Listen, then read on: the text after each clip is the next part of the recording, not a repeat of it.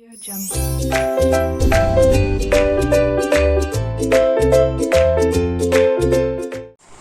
hello students.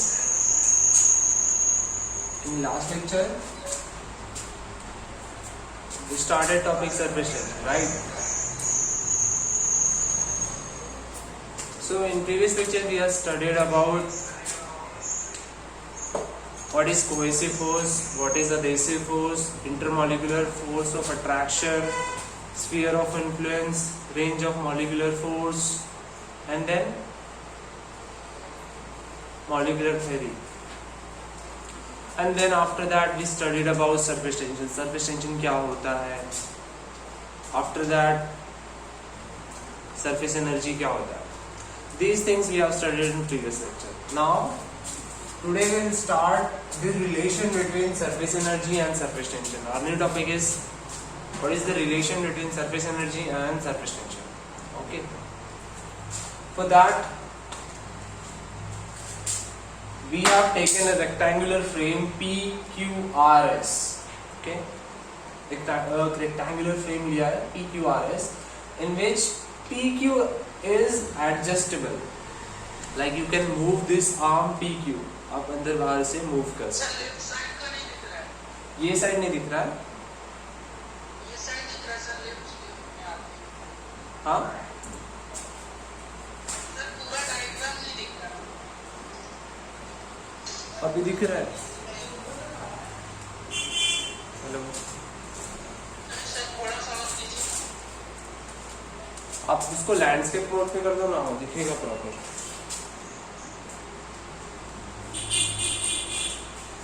अभी दिख रहा है?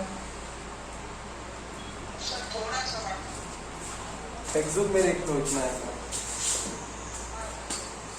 Okay, so we have a rectangular frame PQRS in which this your PQ is movable. So इसको हम अंदर बाहर मूव कर सकते हैं. Now we take this PQRS frame. Sir यहाँ पे हॉलो है, यहाँ पे कुछ नहीं है, और इसको एक सोप वाटर में डिप कर दिया. एक सोप वाटर जो तुम्हारे डिटर्जेंट वाला पानी रहता है वहाँ पे डिप कर दिया.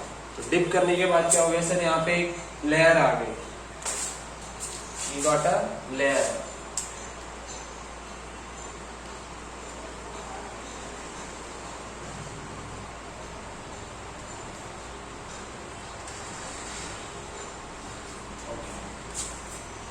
तो सर लेयर आ गई, ठीक है, यहाँ तक तो हमें समझा.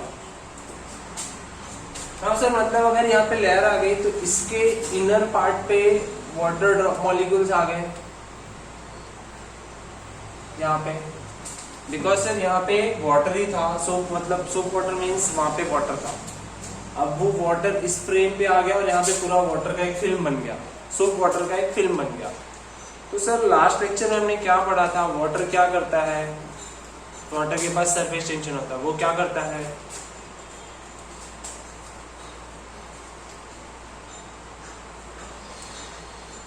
वो सर मिनिमाइज करने की कोशिश करता है. क्या? Surface area. Sir water has, liquid has a surface tension property. So surface tension क्या करता है? Tries to minimise the surface area. तो सर ये क्या करेगा? यहाँ पे एक इनवर्ट फोर्स लगाएगा. जितने भी मॉलिक्यूल्स रहेंगे यहाँ पे वो अंदर की तरफ आएंगे. सर ये कैसे समझा?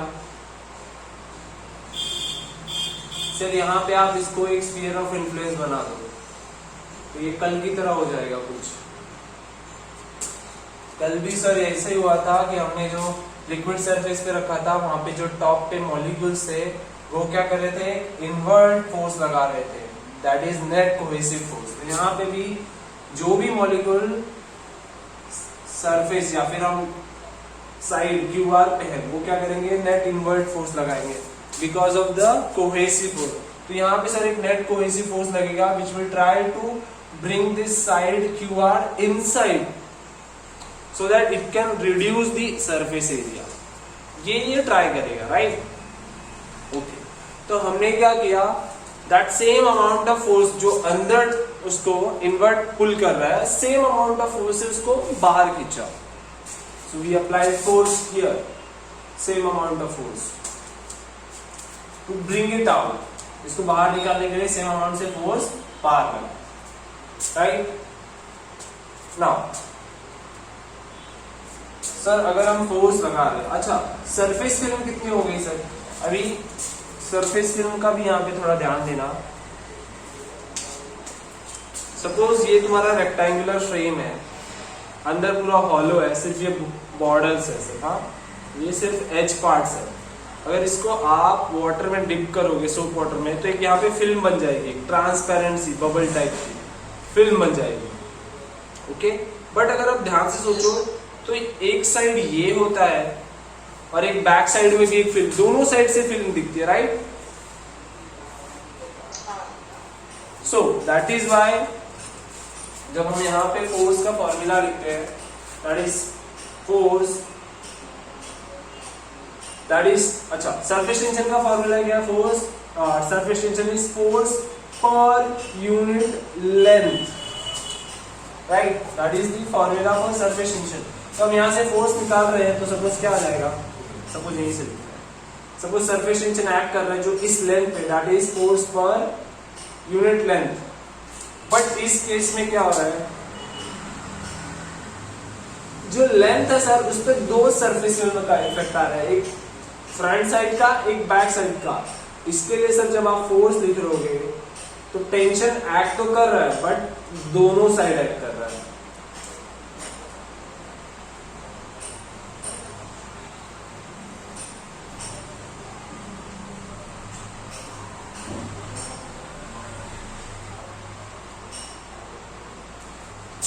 तो सर यहाँ पे 2L लिखने का मीनिंग यही है कि सर यहाँ पे जो लेंथ पे एक्ट कर रहा है, एक सरफेस इस साइड से एक्ट कर रहा है, एक सरफेस पीछे वाले साइड से कर रहा है।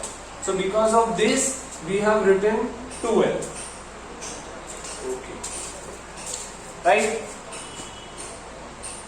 इतना तो सर क्लियर हो गया कि हमने ये क्यों लिखा। Now if you are applying force, okay sir, हम यहाँ पे लगा रहे हैं, इस फ्रेम पे फोर्स लगा रहे हैं जिसकी वजह से इस फ्रेम को हमने बाहर खींचा। अब कहां पे आ गया सर? वो पहले QR पे था, now it comes to Q dash R dash. Q dash R dash पे आने का मतलब सर यहाँ पे डिस्प्लेसमेंट हुआ, कितना हुआ सर? dx से। So now we know change in work done is equal to force into change in displacement. Work done is nothing but force into displacement. Okay. Now force हमारा already पता है हमें, T into 2L है और यहाँ पे dx है। Now sir यहाँ पे लेंथ है, यहाँ पे ब्रेड्थ है। लेंथ into ब्रेड्थ क्या होता है? What is length into breadth in case of rectangle?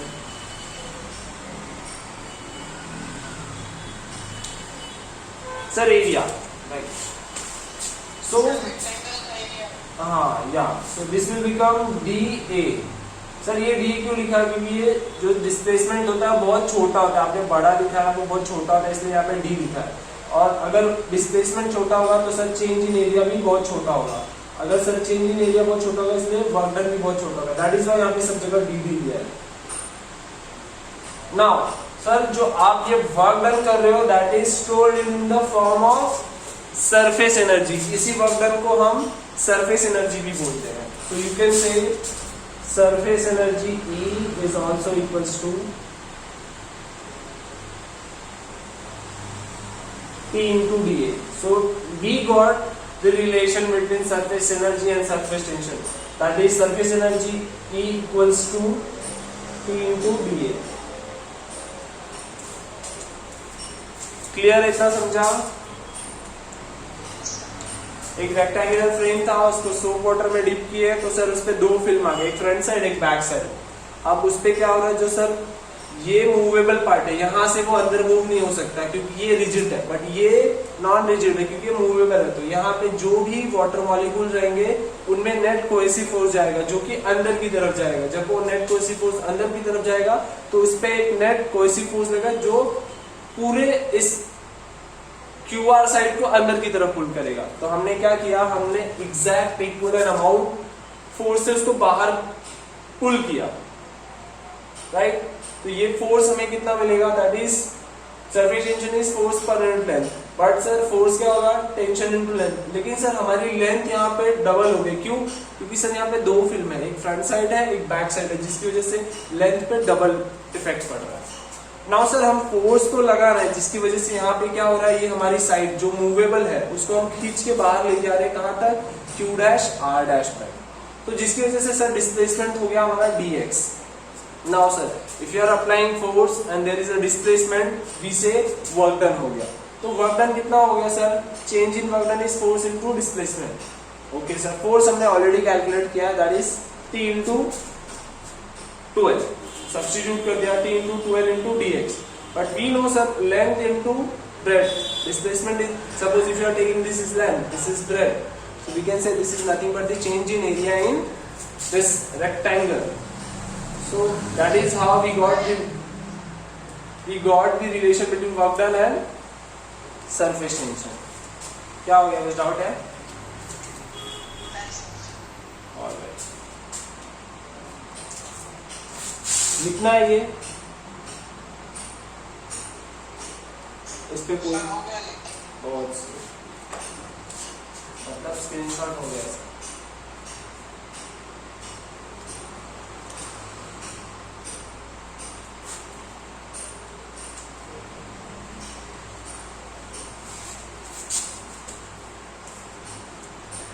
Now the next thing is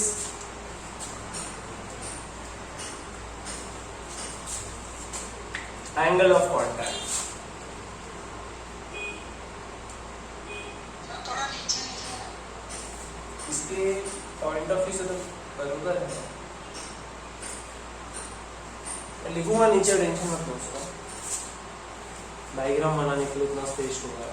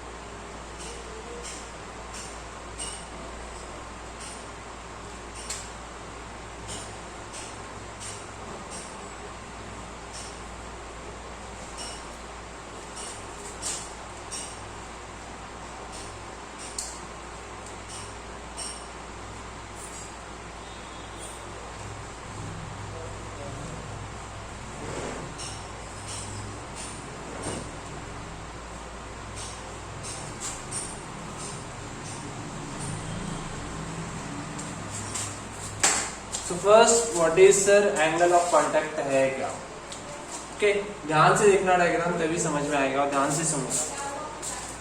so basically angle of contact is nothing but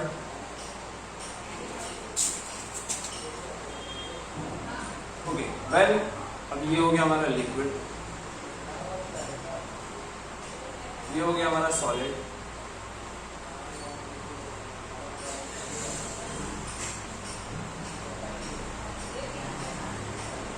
container का पार्ट है वो, इसको लेकर थोड़ा ऐसे so now when your liquid is in contact with the solid, okay, when this liquid is in contact with the solid, then the angle between tangent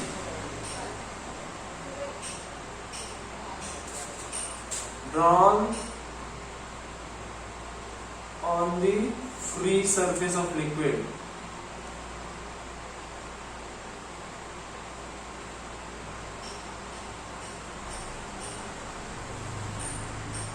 at the point of contact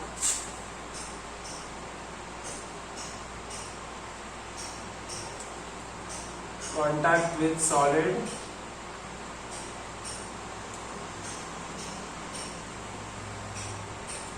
and measured inside the liquid.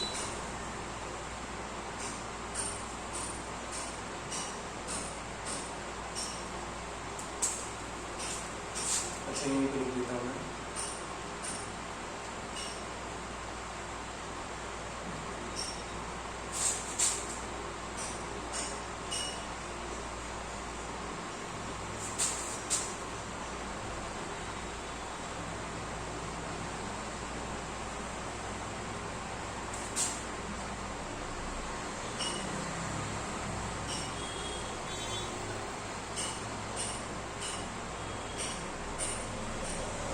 Okay तो sir अब समझते हैं क्या है।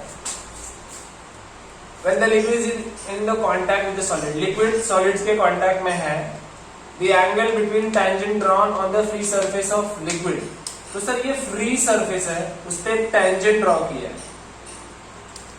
Structure कुछ यहाँ से कुछ ऐसा था, तो बोलता है the angle between tangent drawn on the free surface of liquid and the point of contact with the solid. Solid liquid contact में यहीं पे है, इस पॉइंट पे tangent draw करना है, कहाँ पे? लिक्विड पे। तो ऐसा tangent draw कर दिया लिक्विड पे सर, हाँ आ गया।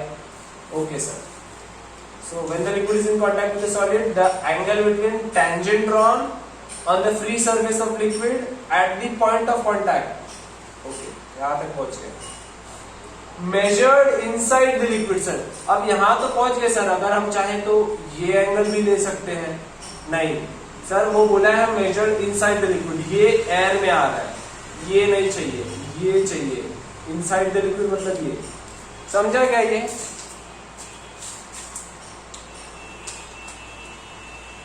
यू गॉट इट, जो मैंने अभी बताया।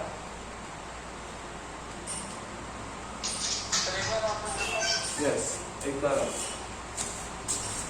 सो first is when liquid is in contact with the solid. Sir solid हमारा ये जो कंटेनर है उसमें लिक्विड है, so solid is in liquid in contact with the liquid. The angle between tangent draws, तो सर एक फ्री सरफेस है, ये मेरा कंटेनर का ऐसा एक सरफेस है, सपोज ऐसा है, मैंने इसको जूम कर दिया बस। तो सर इस पे एक टेंजेंट ड्रॉ कर दो, टेंजेंट ड्रॉ कर दिया, कहाँ पे? लिक्विड सरफेस पे। लिक्विड सरफेस ऐसा था तो इसमें टेंजेंट ऐसे ही आएगा।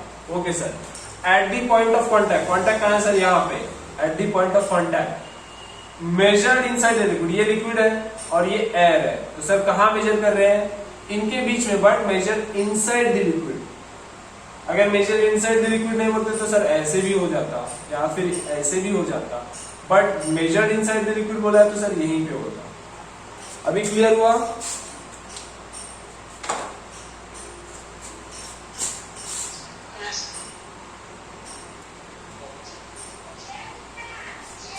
Now,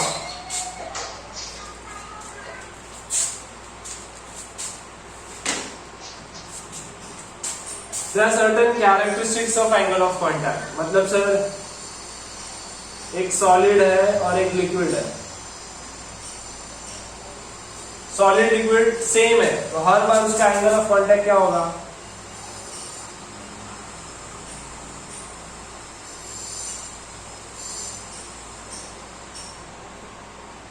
अगर तुम हर बार सेम वाटर ले रहे हो, सेम ग्लास ले रहे हो, तो एंगल ऑफ कांटेक्ट क्या रहेगा? हमेशा सेम ही रहेगा। अब सर अगर आप इसको वाटर को या फिर जो भी तुम्हारा है इसमें लिक्विड को हीट करोगे या फिर उसमें इम्प्योरिटी डालोगे तो एंगल ऑफ कांटेक्ट चेंज होता है। So it depends on impurity and temperature.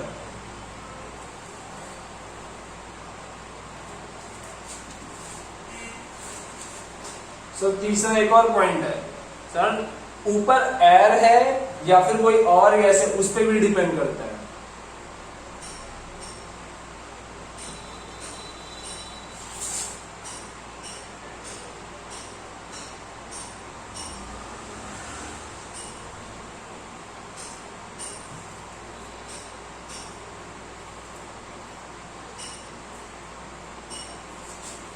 समझ में आया ये 4 point?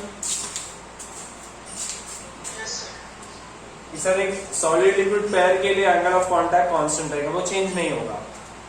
Second sir, angle of contact depend करता है इम्प्योरिटी पे, टेम्परेचर पे, वो अभी आगे हम पढ़ने वाले हैं, effects of impurity and temperature, and it depends on medium of the, अगर सर आप इसके ऊपर कुछ और रख देगा वो भी चेंज होगा। तो उसका थोड़ा एग्जांपल देख लेते हैं कैसे होता है वो। आगे एंगल ऑफ कांटेक्ट में थोड़ा मैं और एक्सप्लेन करने वाला हूँ, जिसका डायग्राम के बेसिस पे हम समझेंगे कि ये कैसे वर्क करता है। तो ये क्लियर हुआ कि सर एंगल ऑफ कांटेक्ट क्या होता है, समझा राइट? Yes. ओके नाउ, अच्छा चलो इसको यहीं पे रखते हैं, हम इसके आगे साइड में लिख देंगे ताकि हमको समझ में भी आ जाए।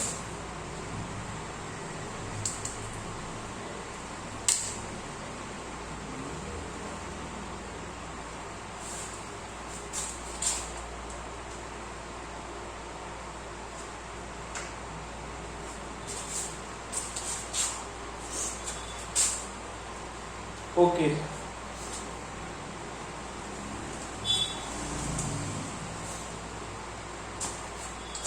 तो नेक्स्ट टॉपिक देखते हैं हम direct, that is shape of meniscus.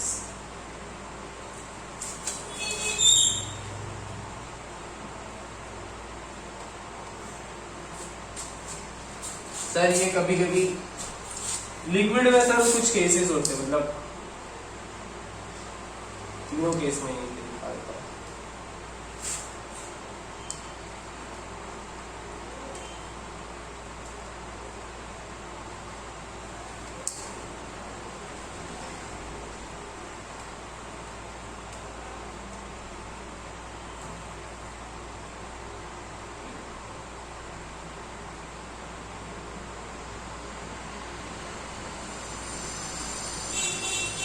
Okay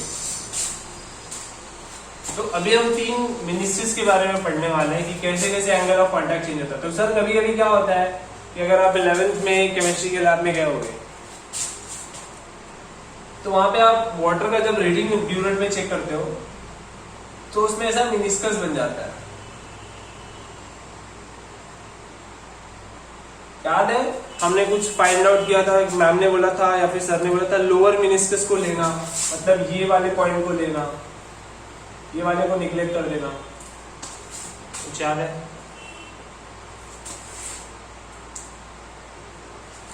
कुछ केसेस में सर ऐसा भी हो जाता है।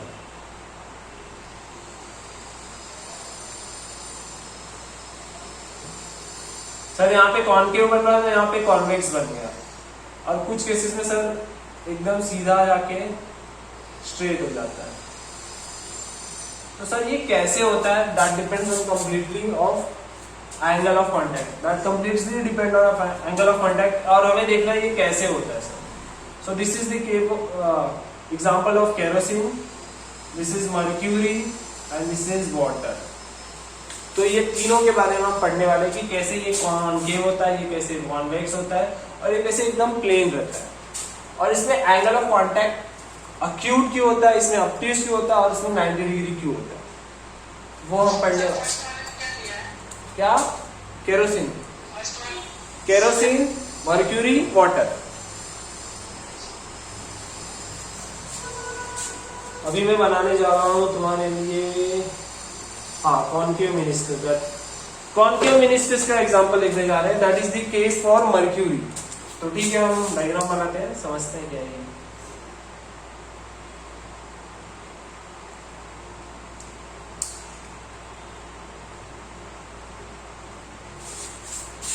बड़ी डायग्राम की जरूरत नहीं है।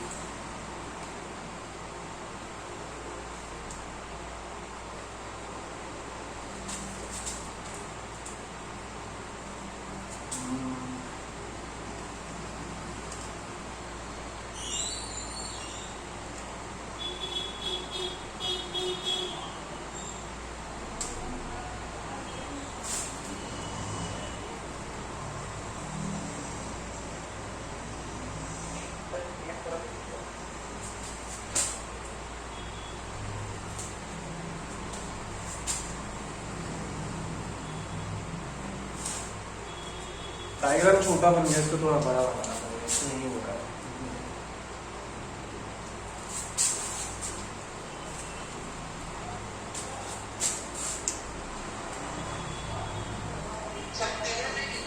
हाँ दिखेगा, रुक जाओ, ये डायग्राम बना नहीं तो कैसे दिख रहा है तुम्हें?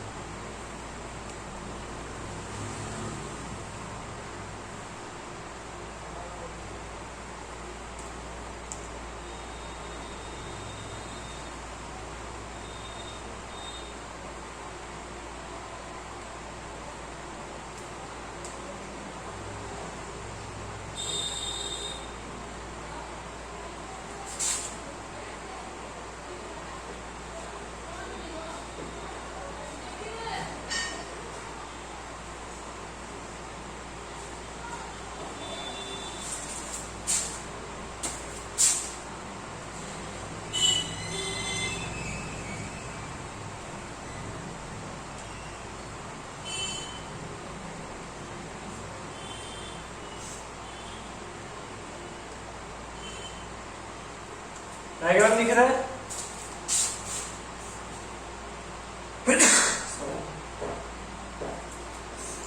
डायग्राम दिख रहा है क्या प्रॉपर? हेलो,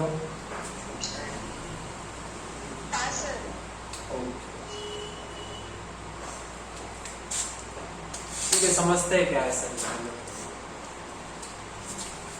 तो सर ये पहले ये पूरा पार्ट लिक्विड का है, उसके ऊपर एयर है, और ये लिक्विड एक सॉलिड के कांटेक्ट में है।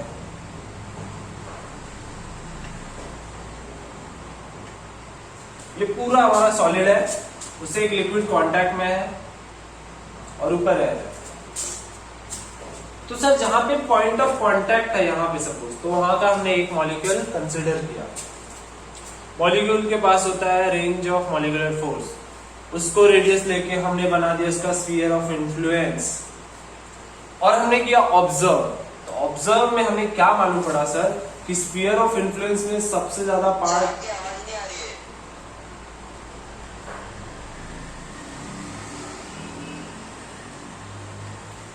मेरी आवाज सबको नहीं आ रही है या फिर एक स्टूडेंट को नहीं आ रही है? बाकी सबको सुनाई है? हाँ, तो जिसको नहीं आ रहा उसको शायद नेट का प्रॉब्लम है, क्योंकि वाईफाई यहीं पे लगा हुआ है, तो इशू नहीं होना चाहिए। ओके, सो ये मॉलिक्यूल है, मॉलिक्यूल के सराउंडिंग में उसका स्फीयर ऑफ इन्फ्लुएंस हमने बना दिया। तो हम ऑब्जर्व कर रहे हैं कि मॉलिक्यूल है, लिक्विड मॉलिक्यूल, हमारा जो मॉलिक्यूल है वो लिक्विड है, वो सबसे ज्यादा कांटेक्ट में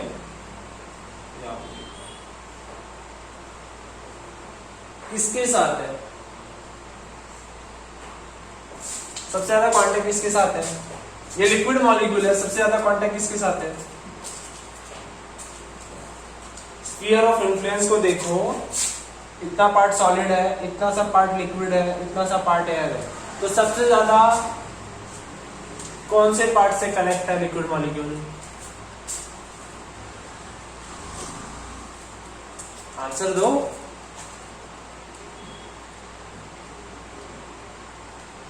सर जी ये हमारा मॉलिक्यूल है, तो सबसे ज्यादा पार्ट इसका कहाँ पे है? सॉलिड के साथ है। तो सर ये आ गया हमारा एक एग्जांपल सॉलिड। दूसरा है सर लिक्विड, लिक्विड के कांटेक्ट में भी है। तीसरा है सर एयर के कांटेक्ट में भी है। ओके सर, सॉलिड के साथ क्या बनाएगा वो सर? नहीं, सॉलिड के साथ तो एडहेसिव फोर्स होगा, लिक्विड के साथ कोहेसिव, एयर के साथ एडहेसिव, राइट? हाँ या ना बोलते रहो। ओके, तो सर सबसे ज्यादा पार्ट किसके साथ बना रही है लिक्विड का स्फीयर ऑफ इन्फ्लुएंस? किसके कांटेक्ट में सबसे ज्यादा?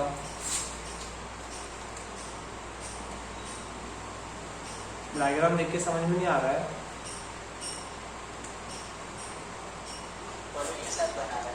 हाँ, सॉलिड के साथ। सर सबसे ज्यादा कांटेक्ट है सॉलिड के साथ, तो सॉलिड के साथ कौन सा फोर्स लगता है सर? एडहेसिव। तो सबसे ज्यादा क्या है? एडहेसिव फोर्स यहाँ पे स्ट्रॉन्ग है।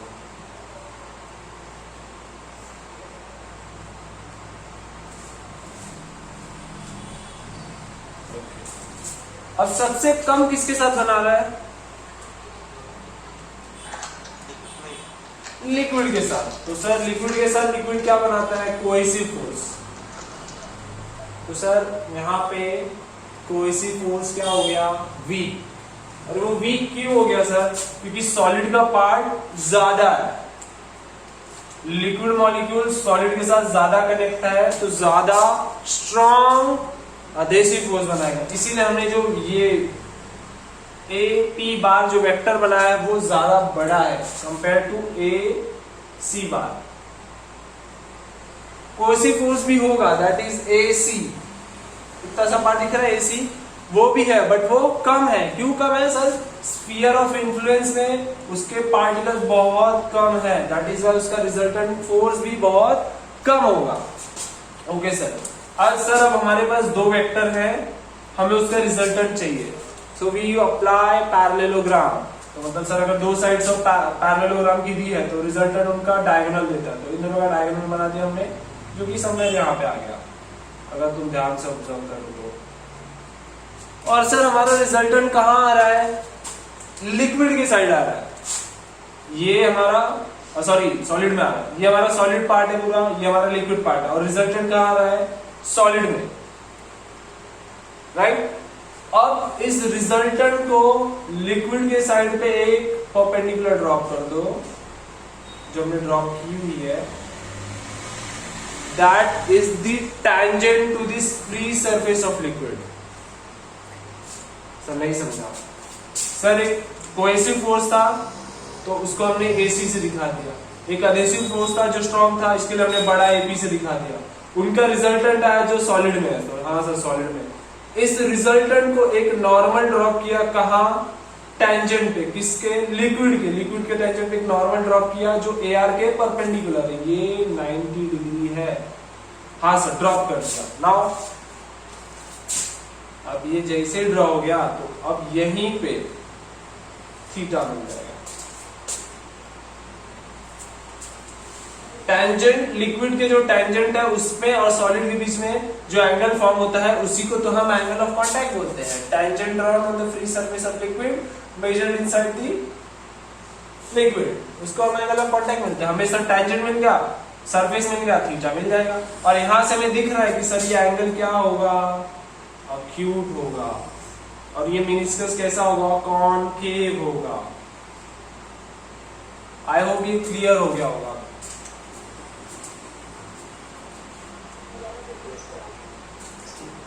समझा नहीं समझा बताओ।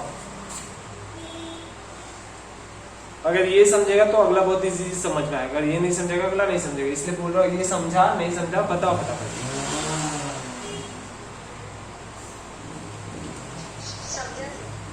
तो इसे बता दिया करो, मुझे कंफर्मेशन मिल जाए।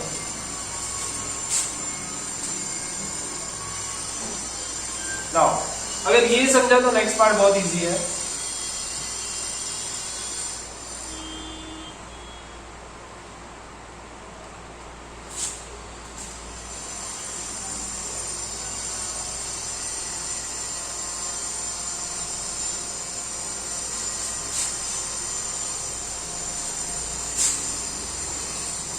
केरोसिन वाला हो गया जिसमें सर एक्यूट आता है मैं लिख देता हूँ।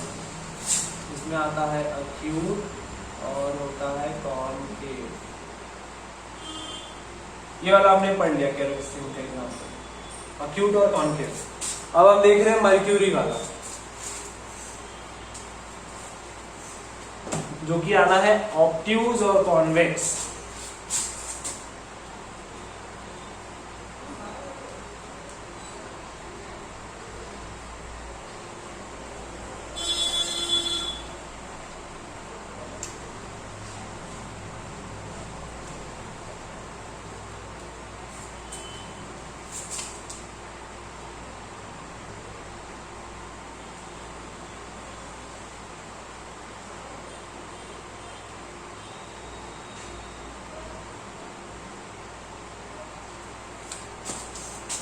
मॉलिक्यूल सेम वहीं पे है, बट अब उसका स्फीयर ऑफ इन्फ्लुएंस में थोड़ा चेंजेस आ गया।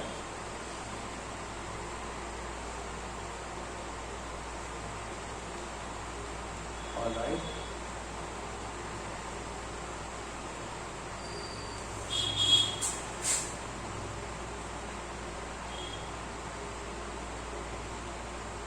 अब ये AP बार छोटा हो गया, ये A था,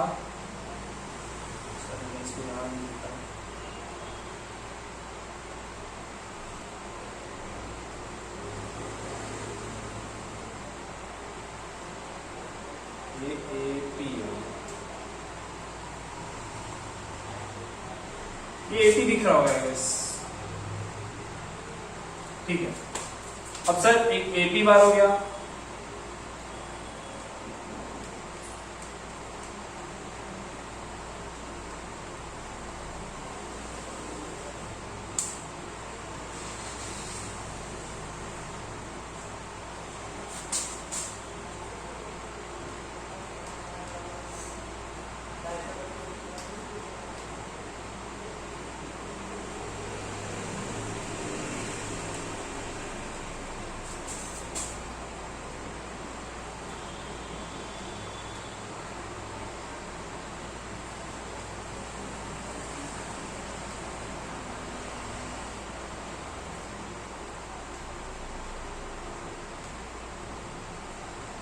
और ये एक AC हो गया और ये एक AR हो गया। डायग्राम दिख रहा है प्रॉपर, वापस से सेम चीज होने वाली है, दिख रहा है प्रॉपर डायग्राम?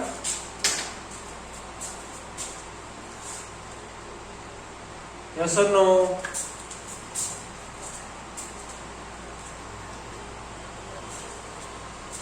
बताओ डायग्राम दिख रहा है कि नहीं प्रॉपर?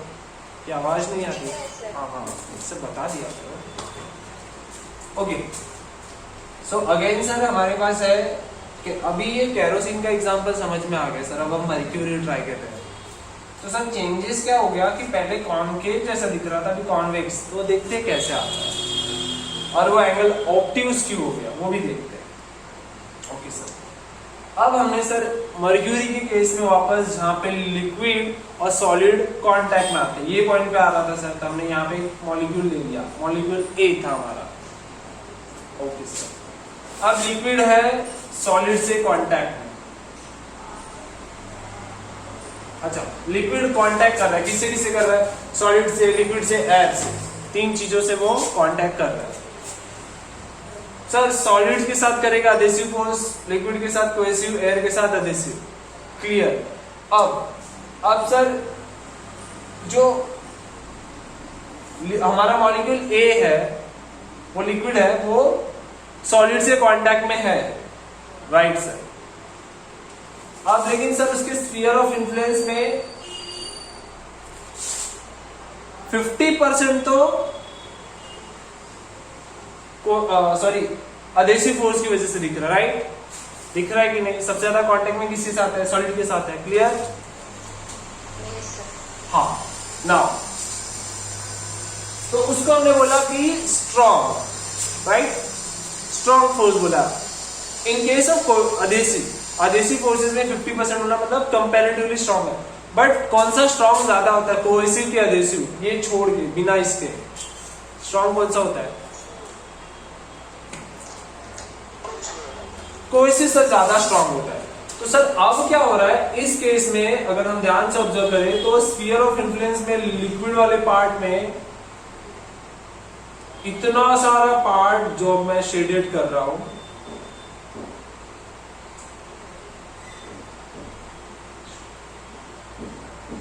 इतना पार्ट क्या हो गया, कोहेसिव फोर्स बन रहा है, क्योंकि लिक्विड मॉलिक्यूल और लिक्विड से कांटेक्ट में, तो यहां पे कोहेसिव क्या होगा, वेरी स्ट्रांग हो जाएगा, क्योंकि ऑलरेडी वो स्ट्रांग होता ही है।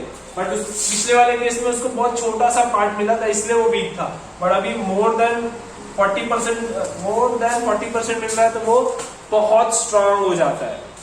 तो sir cohesive forces are very strong. तो हो गया क्या सर, हमने जो एपी बार बनाया उसका डायग्राम में वो थोड़ा छोटा बना है, क्यों, क्योंकि सर जो हमारा रिजल्टेंट एसी बार है जो कोहेसिव फोर्स के लिए वो ज्यादा बड़ा है। तो सर एक अडेसिव फोर्स के लिए, एक कोहेसिव फोर्स के लिए, तो उनका रिजल्टेंट कहाँ आ रहा है सर, अगर तुम पैरेललोग्राम बनाओगे तो रिजल्टेंट आ रहा है सर लिक्विड में, राइट। एआर बार कहाँ आ रहा है, इनसाइड दी लिक्विड रिजल्टेंट। अब हम क्या करेंगे सर, रिजल्टेंट पे एक नॉर्मल ड्रॉ करेंगे। इस रिजल्टेंट में हमने क्या किया, एक नॉर्मल ड्रॉ किया, ये आ गया हमारा 90 डिग्री, ये 90 डिग्री आ गया, तो सर ये हमारा क्या हो गया, टैंजेंट। सर जैसे टैंजेंट मिला, उस टैंजेंट से लेके लिक्विड सरफेस तक जो एंगल फॉर्म होता है सर, इनसाइड द लिक्विड बोले तो यहां से ले लो सर, जो एंगल फॉर्म होता है उसको हम बोलते हैं एंगल ऑफ कांटेक्ट। तो सर यहाँ पे एंगल ऑफ कांटेक्ट कैसा बन रहा है, ऑब्ट्यूज, यहाँ पे ऑब्ट्यूड, यहाँ पे ऑब्ट्यूज, और ये सर सरफेस कैसा है सर, कॉन्वेक्स। समझा ये दोनों, केरोसिन का, मर्क्यूरी का, दोनों का एग्जांपल समझा गया, यस और नो, समझ में आया, ठीक है, Yes, sir. Now the next is very easy, water है, प्योर वाटर, वाटर नहीं, प्योर वाटर है। अब प्योर वाटर के केस में क्या होगा वो भी देख लेते हैं।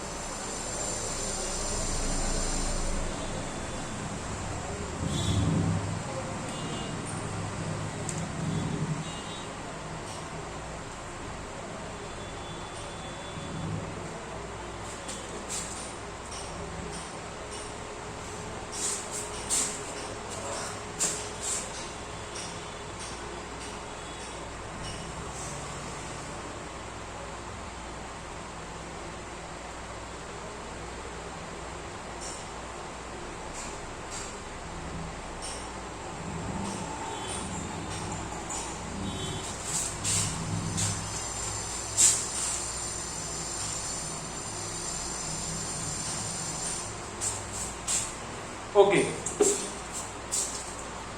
सर, केरोसिन के केस में क्या होता है, जो हमारा लिक्विड मॉलिक्यूल होता है वो सॉलिड को पार्शियली वेट्स, अच्छा यहाँ पे लिख देता हूं,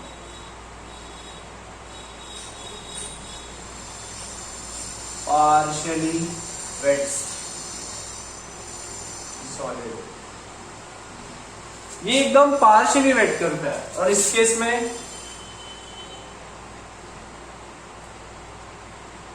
अच्छा यहाँ पे स्पेस कम है, डज नॉट वेट्स। इस केस में जो लिक्विड है वो सॉलिड को वेट नहीं करता, इसमें कंप्लीटली वेट्स।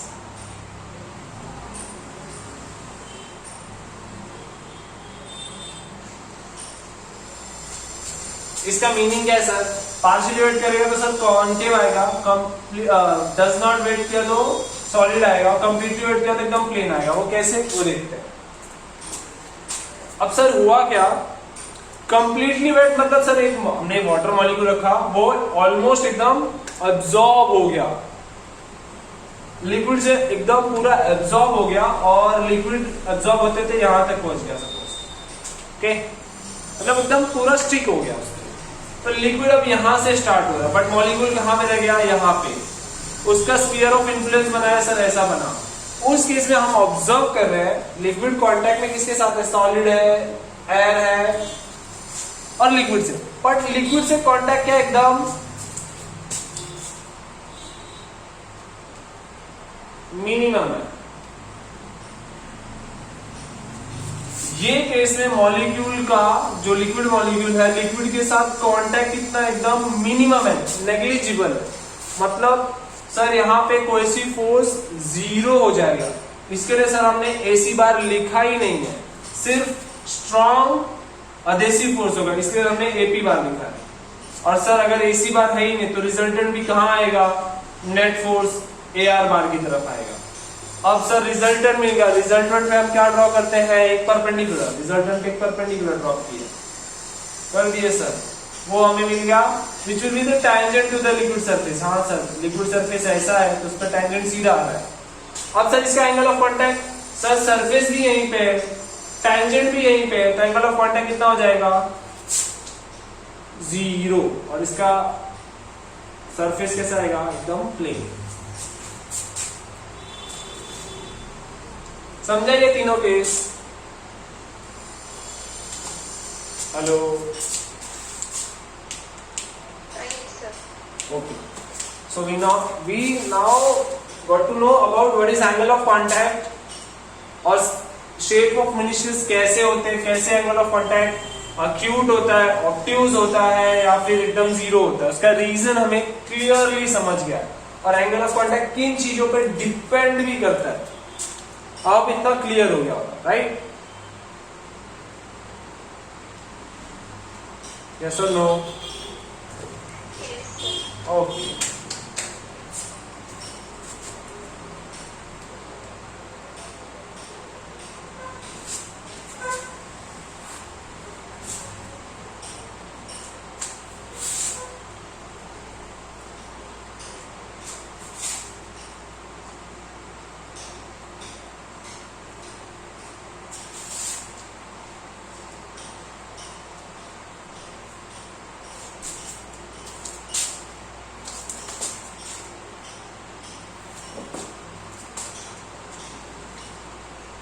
अच्छा एक और केस दिया है तुम्हें, वो भी केस पता नहीं क्यों दिया है, नया केस है एकदम हाइपोथेटिकल।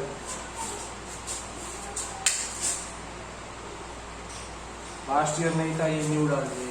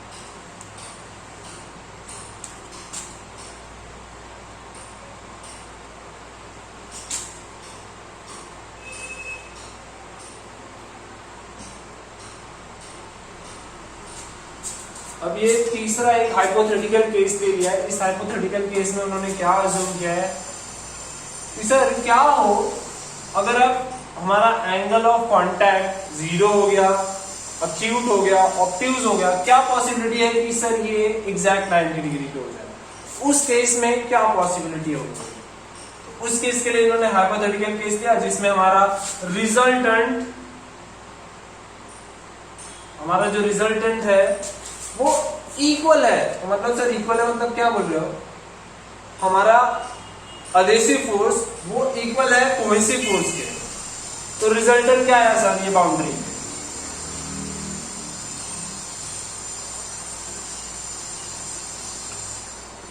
नेट कोहेसिव फोर्स हमारा जो है उनका अधेसिव फोर्स और कोहेसिव फोर्स का रिजल्टेंट आया हमारा एकदम सरफेस पे, बाउंड्री पे। तो सर रिजल्टेंट पे हम एक परपेंडिकुलर ड्रॉ करते हैं जो इनसाइड द लिक्विड के टेंजेंट पे जाता है। लिक्विड का टेंजेंट सीधा गया, एंगल ऑफ कांटेक्ट कितना आ गया? 90 degree. This is the another case. और इसके लिए उन्होंने एक कंडीशन दिया है कि सर जो एपी बार है, जो अधेसिव फोर्स है, वो कोहेसिव फोर्स के मैग्नीट्यूड बाय √2 हो जाना चाहिए। ये कंडीशन है सर। डायरेक्शन। तो सर जो इसका मैग्नीट्यूड होगा वो AC जो हमारा कोहेसिव फोर्स का मैग्नीट्यूड डिवाइडेड बाय रूट होगा, then only it is possible कि यहाँ पे जो एंगल ऑफ कांटेक्ट है वो 90 डिग्री है। अगर उससे कम हुआ तो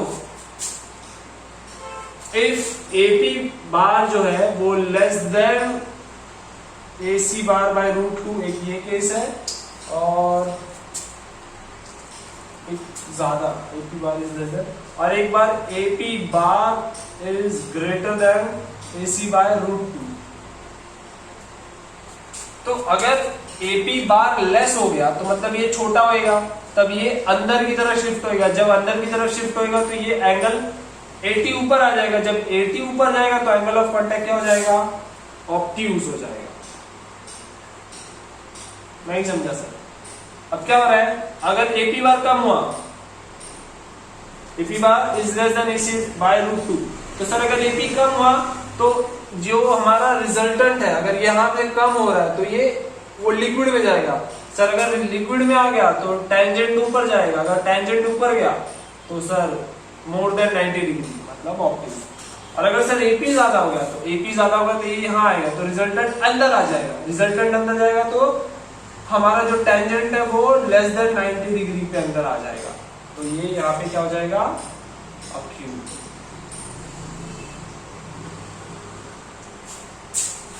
आई होप ये पूरा आज एंगल ऑफ कांटेक्ट का पूरा सिनेरियो समझ में आ गया होगा, राइट? Yes, sir. ओके।